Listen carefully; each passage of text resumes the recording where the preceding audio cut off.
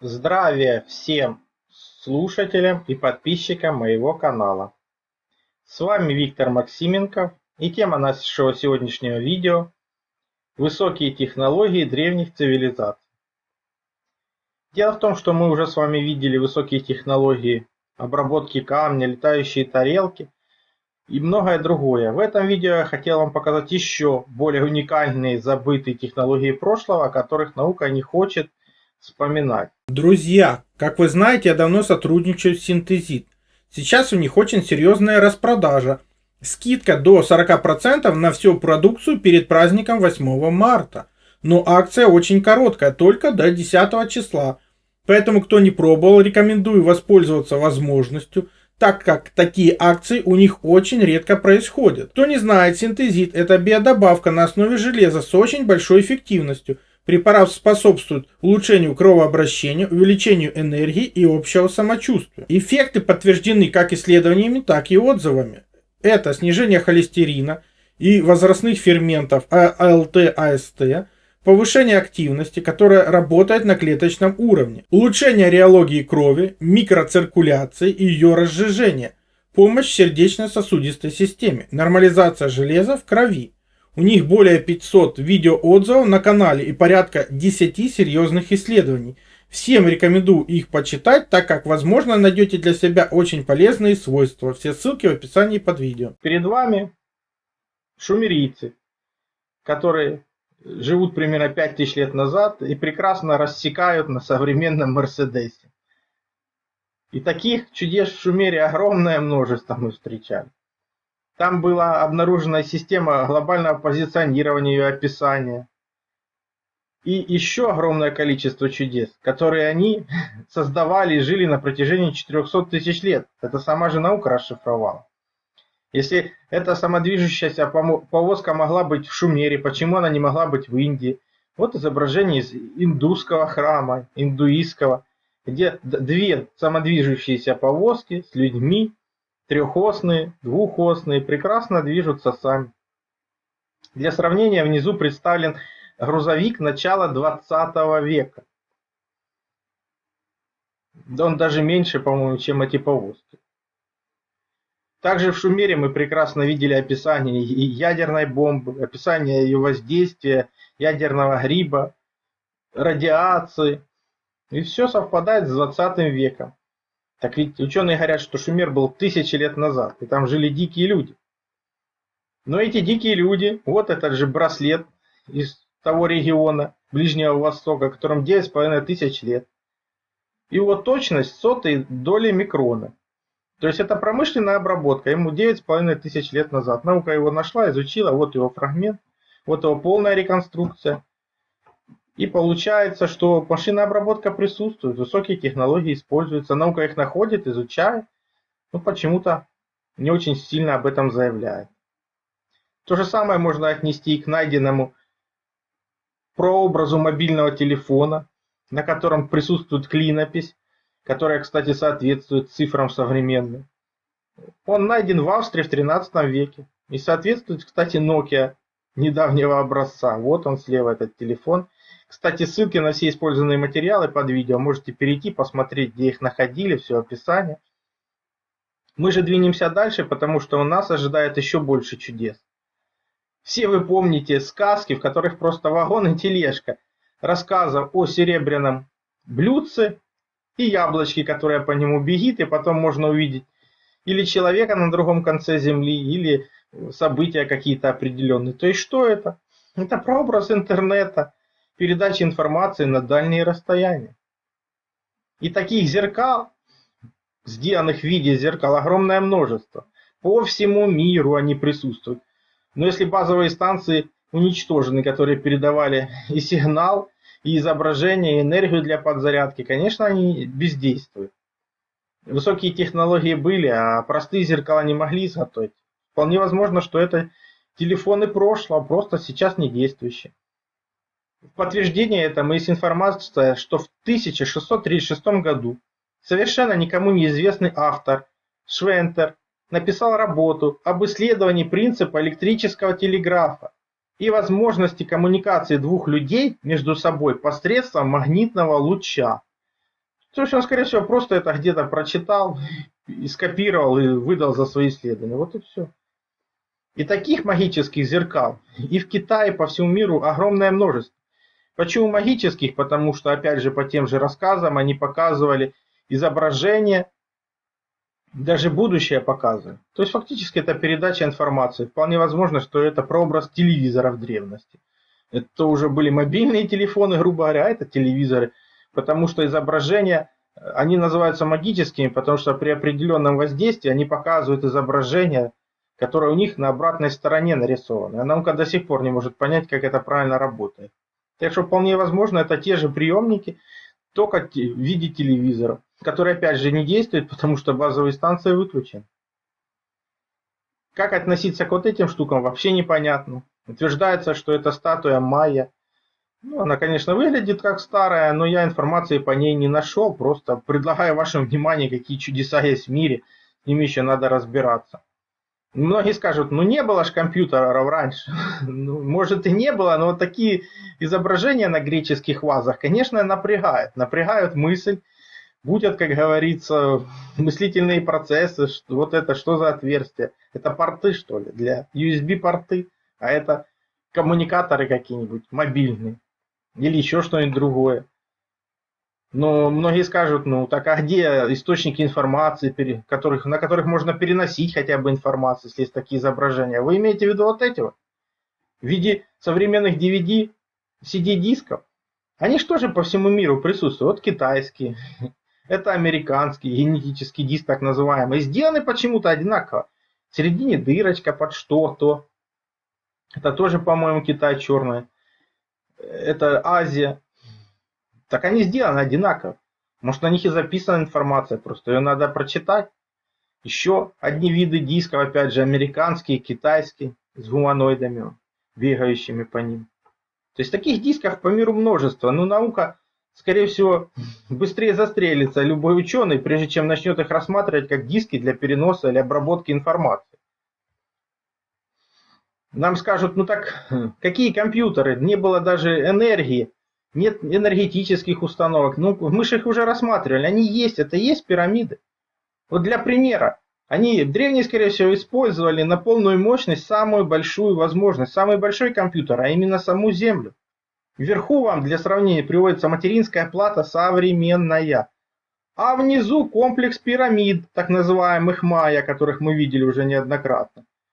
Сравните верхнюю материнскую плату и нижний комплекс пирамид. Они фактически идентичны.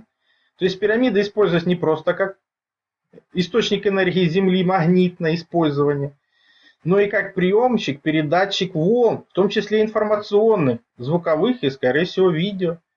Вот вам этот огромный компьютер, который никто не хочет замечать. И, как я вам говорил, он как раз на всю Землю. По электричеству, электрических ламп огромное множество. В том же Египте мы их уже с вами видели, когда те же пирамиды рассматривали. Огромное количество изображений этих ламп и работы с электричеством. Багдадская батарейка та же была найдена. Вот вам еще одно атмосферное электричество. Карта 1730 года. Генри Авертон. Внутри священного зала на могиле наших спасителей висят 44 серебряных светильника, маленьких и больших, в их прелестных формах. Это подарок 44 царей и королей Франции, Испании, Польши, Португалии и так далее. Лампы висят и светят ночью и днем. За счет чего они светят? За счет атмосферного электричества в храме? За счет вот этих штамп? Ну, я не вижу здесь копоти, масла. Может, конечно, это не атмосферное электричество, но не видно ни копоти, ни масла. Ничего про масло не сказано. И коптильни никакой не видно. Круглосуточно светят от того же атмосферного электричества, которое приемником служит храм. А эта фотография из книги тоже вообще интересна. Перед нами Новый год, Франция, 1745 год. Чем она нам интересна? Во-первых, на дворе зима. Огромное помещение. Чем она отапливается, одному Богу известно. Потому что надышать такое помещение даже при теплых европейских зимах, а именно при зимах близких к нулю, невозможно. Здесь бы была холодина страшная. Выходить пришлось бы на улицу, чтобы греться. Но, как видите, все легко одеты. Освещение идеальное. Все свечки почему-то одна в одну висят на тех же штанах. То есть нет никаких проблем с освещением, с отоплением. Наверху тоже не видно следов копоти, потому что здесь же тысячи свеч. Но если не все коптят, ну так тут бы был, как говорится, слой золы наверху, чернота, которую не отдерешь за сотни лет, которая налипла. Ну почему-то она не видна. И тоже предлагаю исследовать на этот же черноту все такие огромные залы в древности, в том числе и Петербурга. Посмотрите, там есть нагар черный. Потому что он же все равно идет вверх, если это свечи. А здесь тепло и светло, причем зимой. Пускай даже при 0 градусов. Вот эти два изображения, причем зеленые растения растут. Все нормально. Для того, чтобы потопить дровами вот это помещение, тут бы пришлось леса 3 загробить. И так не видно даже никаких ни печей, ничего подобного. То есть тепло, светло, комфортно. В 18 веке, в огромном зале. И нет никаких проблем. Ну, вот еще одно свидетельство использования магнитной лампы. Насколько оно правдоподобно, я не могу вам сказать. Ну, что оно такое есть, по интернету гуляет, где пишется, что горит она 10 лет, используя магнитную энергию Земли. Опять же, как это проверить, неизвестно. Ну, есть такие свидетельства на 1883 год. Вернемся на тот же самый Ближний Восток. Я уже показывал насадки на перфораторы именно в Америке. А это 2 век до нашей эры, это опять же Ближний Восток.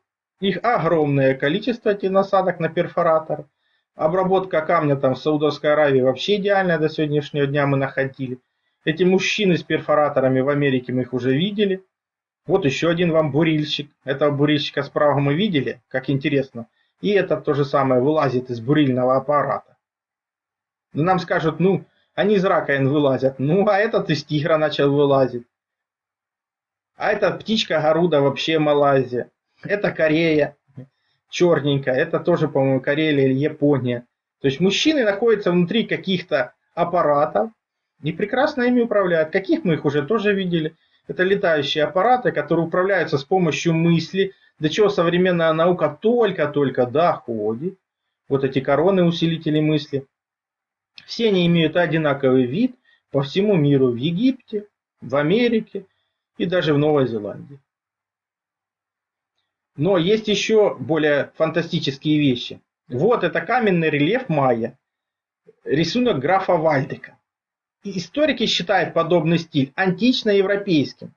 Кто смотрел мое видео «Америка. Забытая часть славянской империи. Белые индейцы», тот поймут, почему оно так античное, европейское у товарищей майя. Там все показано. Но так вопрос не в этом. Посмотрите, на чем они стоят. Они стоят на антигравитационной платформе, которую повторил в 20 веке наш ученый Гребенников. А этим фрескам 2000 лет. Вот это платформа Гребенникова, вот это полет так называемый его. Многие говорят, да он подпрыгнул. Нет, он не подпрыгнул. Для этого давайте посмотрим, чего стоит современная наука о гравитации, что она знает. Это видеоэксперимент, все, что вам нужно знать о науке, которая знает о гравитации. Что представляет собой современная гравитация. Вот и вся гравитация. Простой эксперимент, который может каждый повторить, который четко показывает цену гравитации и науки. То же самое давайте вспомним то, чему вас учили в школе, но вы не замечали. Опять же, я уже обращал ваше внимание в статье про пирамиды, что существует умножение на, это умножение плоскостных объектов, существует умножение жды, это умножение объемных объектов, таких как зиккураты, пирамиды как раз рассчитываются по ним. Существует и умножение U. Данное умножение объемно-временное, потому что при использовании антигравитации, так называемой, происходит сдвиг во времени, который описывает тот же самый Гребенников. Он описывает, что у него произошел сдвиг по времени. А наши предки об этом прекрасно знали и передали нам это знание, и мы даже остается оно в школах. Каждый год у вас на линейке 1 сентября поется эта детская песенка «Дважды 24». Ну, дважды 2 в пирамидальном умножении уже 5. А смотря, если это другие объекты, дважды 2 может быть уже и 16. А в умножении U дважды 2 это 64. Так что песенка осталась, информация осталась, а понимания нет. Давайте продолжим. И продолжают это понимать. Ходят упорные слухи, что наши люди продолжают. Как говорится, схему товарища Гребенникова. Он открыл эффект полостной структуры, я напоминаю. И пытаются сделать эти аппараты все управляемыми. И, как видите, подпрыгивают уже намного выше. Ну, продолжим. Нас ждут другие чудеса. Вот опять же ЛАИ нам помогает. Летающий мотоцикл 21 века и летающие щиты Качина. Совершенно четко идентично. То же самое фигурка Хетов с крылышками и реактивный ранец современный. Так что благодарим лаевцев. Еще одна фигурка ЛАИ, Сигвей, изобретенным Дином Кеймем, и бронзовая фигурка с изображением рогатого существа. Ну, скорее всего, не существо рогатое, а все-таки это маска, чтобы не разбиться. Словакия, конец 5-го, начало 4 века до нашей эры. То есть 2500 лет назад люди катаются на сигвеях, или, по крайней мере, имеют информацию, чтобы ее там повторить. И в 19 веке продолжают делать то же самое. Слово «робот», нам говорят, придумал чешский писатель Карел Чапек в 1920 году. Но товарищи Майя почему-то делали фигурки этих роботов намного раньше. Идентично. А рисунки роботов классика марьеризма Джованни Брацелли в 17 веке тоже поражает. Вроде, говорят, роботов не знают, а он их рисует. Причем мы видели с вами уже в статьях про моголов, как роботы прислуживают при дворе Ивана Грозного, Петра I. И прекрасно работают. Так это, извините меня, 16, 17 и 18 век.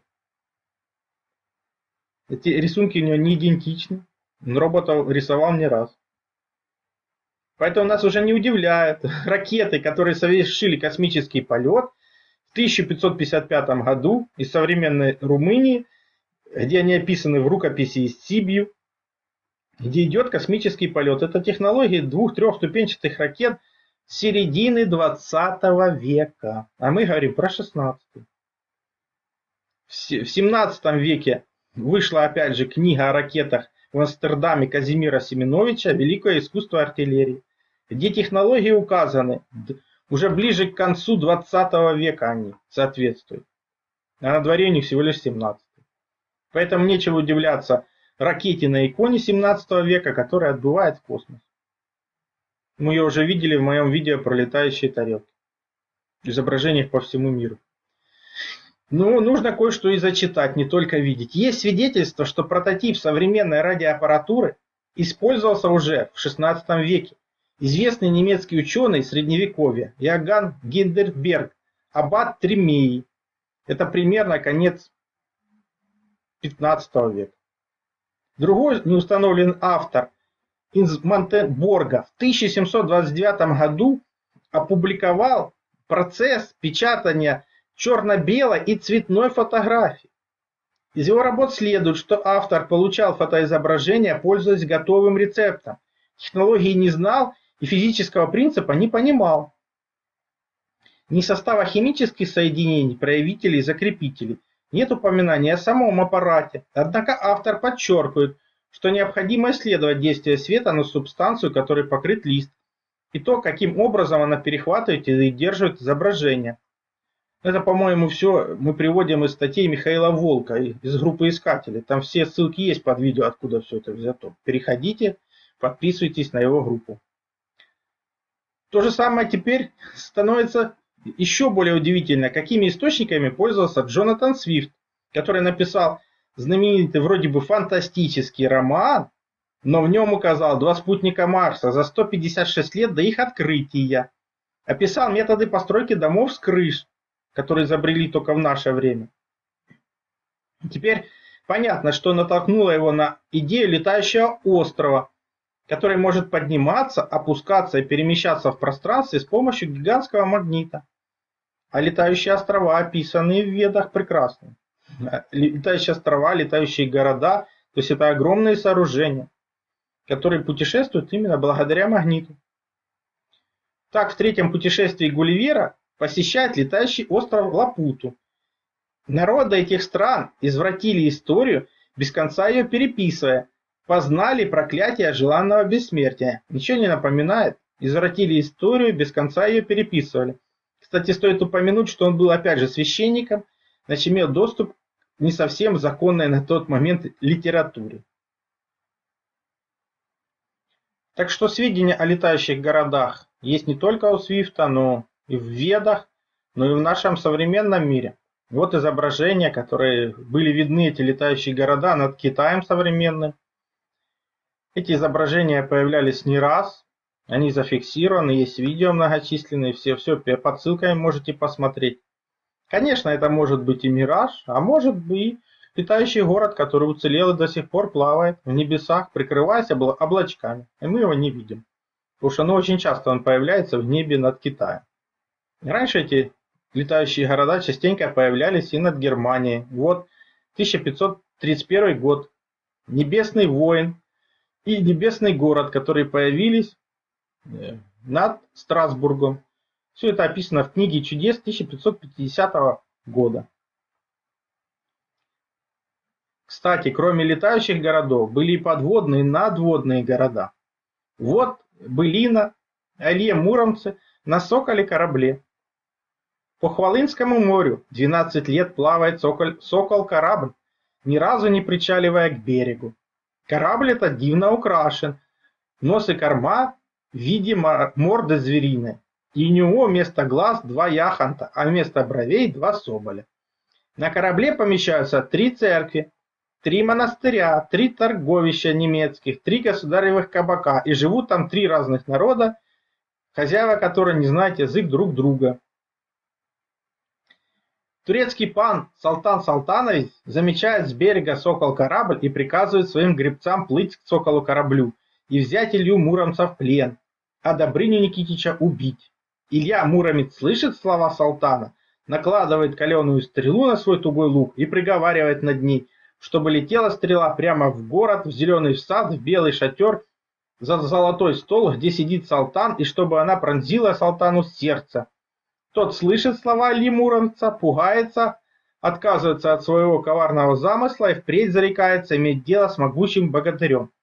То есть тут речь идет о охранной системе, у которой есть ракеты типа современных калибров.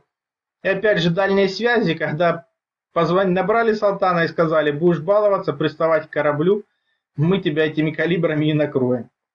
И Салтан забыл про свой план захвата города, который плавает по морю.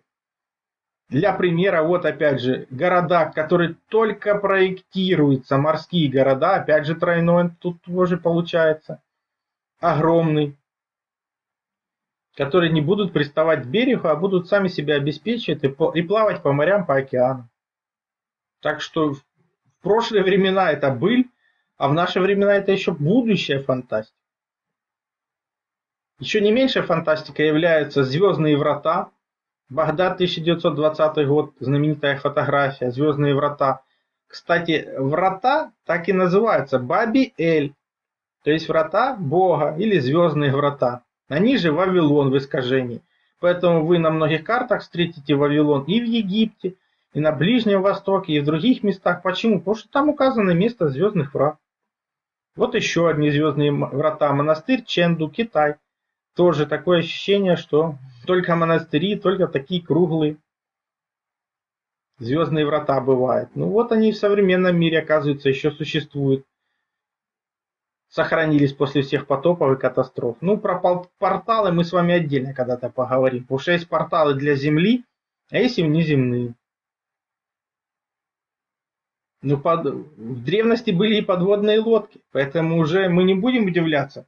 Потому что греческий ученый Геродот, который жил вроде бы в 425 году до нашей эры, которого прозвали отцом истории, верили беспрекословно, когда он описывал греко-персидские войны, излагал историю государства, Египта, Скифа и других, не поверили ему лишь раз в жизни, когда ученый поведал о том, что он видел своими глазами лодку из металла, которая на большой скорости прошла через Гибралтарский пролив и удалилась в сторону Средиземного моря. Геродот особо подчеркнул, что на лодке не было ни парусов, ни весел. Сейчас бы никого не удивил вид подводной лодки, идущей в надводном положении. Но в V веке до нашей эры решили, что историк просто устал. Вот ему и привиделось, бог знает что. Ну, не знаю, что привиделось Геродоту, но на стенах египетских храмов существуют и подобные иероглифы, которые вполне возможно обозначают средства передвижения прошлого. И подводные лодки, и летающие индивидуальные аппараты различных типов, в том числе и вертолет. Вот еще одна форма подводной лодки из доколумбовой Америки. Как мы видим, первый отсек как раз для оружия, потом идет основной отсек, над ним же спасательная капсула, и хвостовой, над которым еще одна спасательная капсула. Рули управления, все в наличии, это не акула, нет гребней, они все срезаны, плавники все срезаны, как у современной подводной лодки акула. Пожалуйста, вот она. И как мы видим, проектировщики древние даже более практичные, они сделали 2 спасательных отсека. Здесь же только один, второго нет. Сходство идет полностью. Рули управления различных типов. Пожалуйста, спасательные отсеки, то есть 100%. Вот аппараты для выпуска ракет. Так это доколумбовая Америка 2000 лет тому назад. А это 20 век. Вот вам еще одно свидетельство. Подводная лодка на карте Мартина Магнуса, 1536 год. Кстати, это где-то в районе Гренландии она изображена. Кстати, эта карта нам вообще интересна, потому что там есть свидетельство наличия интернета в прошлом. И пирамиды я вам уже на ней показывал. Вот оно, это свидетельство. Тогда уже тролли существовали. Это, конечно, шутка. Но тролли существовали, интернет существовал, просто он был на других принципах. То же самое, поэтому нас не удивляют уже мемуары о плавании под поверхностью воды Жюля Фабера в 1796 году. И опять же фантастический роман «Наутилус» капитана Немо, когда описывается подводная лодка фактически с ядерным двигателем. Она там 90 тысяч километров прошла. То есть фактически современный аппарат описывается. Так что, может, и никакая не фантастика, а просто рудименты, остатки прошлого, информации прошлого. Поэтому нас уже не удивляют разработки ЛАИ, когда они сравнивают маску для дайвинга 21 века и изображение из Гватемалы, которому меньше 2000 лет. Но как мы видели, таких людей в скафандрах, в аквалангах, которые используются для полета в космос, летающих кораблях, выхода под воду или даже для горных разработок по всему миру огроменное множество. И поэтому нас уже не удивляют эти подвески золотые, где показано кресло пилота, кстати, скорее всего, боевого, потому что это рычаг для катапультирования как раз. И сами самолетики присутствуют во множестве по всему миру. Вы спросите, а где же они садились? Так есть и аэродромы. Вот это знаменитый аэродром Юндум, который найден в Африке, о котором у меня есть статья рукописная. Сделаем и видео, наверное, по теме этой статьи. Как вы видите, африканцы ничего не строили. Они просто расчистили то, что было, и получили, заасфальтировали, разметили, и бац, современный аэродром для приема любых типов современных самолетов. Технология, которая используется и сегодня. Им нужно только расчистить полностью, что тут засыпано, и посмотреть. Поэтому вас уже не должно удивлять изображение Земли, которую описал англичанин Бартоломью в своей книге «Свойства вещей» в 13 веке, когда его взяли на космический корабль и показали, как выглядит Земля. Ну, я думаю, на сегодня чудес достаточно. Вы уже все поняли, что нам, мягко говоря, не все договаривает. Мы с вами изучаем прошлое для того, чтобы иметь свое будущее, в котором мы сможем сами все управлять и делать, а не так, чтобы нам управляли. Так что благодарю всех за внимание. Все ссылки на использованные материалы под видео. Также переходите на мой сайт, ссылка есть в первом закрепленном комментарии под каждым видео. Там размещены мои статьи, в том числе и запрещенные на других платформах. Плюс там же существует и магазин. Магазин существует для тех, кто хочет и может поддержать мою деятельность, для того, чтобы я ее и продолжал. Я же смогу вам содействовать в том, чтобы вы узнали свое предназначение по дате рождения, либо освоили силу живой воды, проводили измерения, которые помогут понимать, что вы едите, что пьете. Плюс получили лучшие натуральные витамины, именно Иван-чай. Плюс, опять же, сила живой воды – это водород и озон. Именно эти две структуры воды помогают нам сохранить здоровье и вылечиться от любых болезней, потому что они универсальны, подходят как одному человеку, как и всем членам семьи. И один раз купленные не требуют других расходников. Плюс, например, детектор электромагнитного излучения. Мы все живем в городах, а там огромное количество электромагнитных полей, и имея эти простые измерительные приборы, вы сможете не попадать под их влияние, а значит будете меньше болеть и дольше просто проживете без лекарств.